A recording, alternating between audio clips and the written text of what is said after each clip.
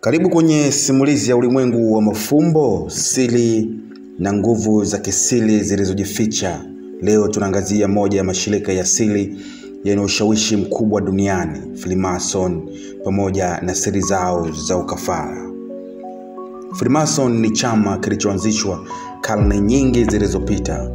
Ilijulikana kwa misingi ya usiri mkubwa, alama za siri na mikutano ya watu wachache walioko katika ngazi mbalimbali za siri.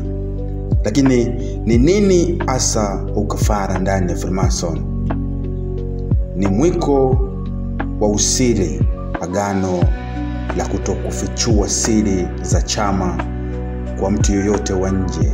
Ukafara ni ngome yao ya siri inayowafunga wanachama katika mshikamano usioyumba. Wanachama wa Freemason hupitishwa kupita ngazi mbalimbali, kila ngazi ikiwa na siri zake na mafumbo. Katika kila ngazi wanapokea mafunzo ya siri, ni nguzo za ukafara.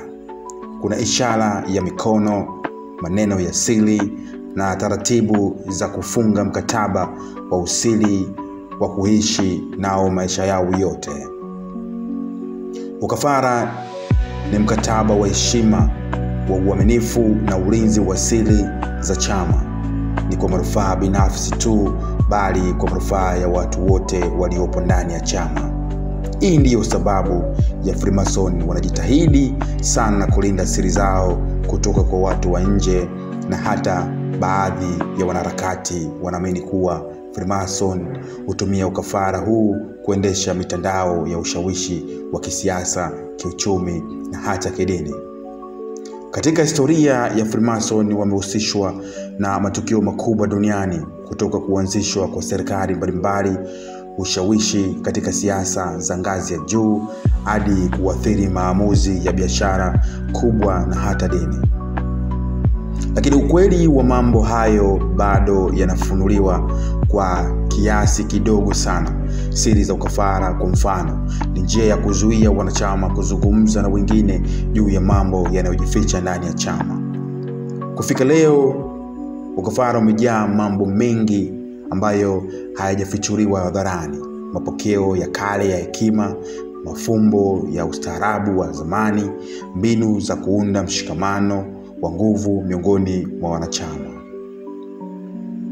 Miongoni mwa siri hizo ni ishara ya mikono, maneno ya siri na hata mambo ya siri ambayo hupewa wanachama kila wanapoendelea na ngazi za juu.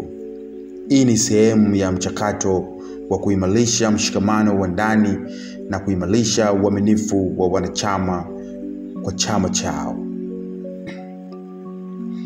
Kufichua moja ya siri za ukafara ni kuvunja ahadi ya maisha, na hayo huleta hatari kubwa kwa kila mwanachama. Kwa baadhi ya watu, Freemason ni taasisi ya kuleta maendeleo ya mafanikio kwa wanachama wake.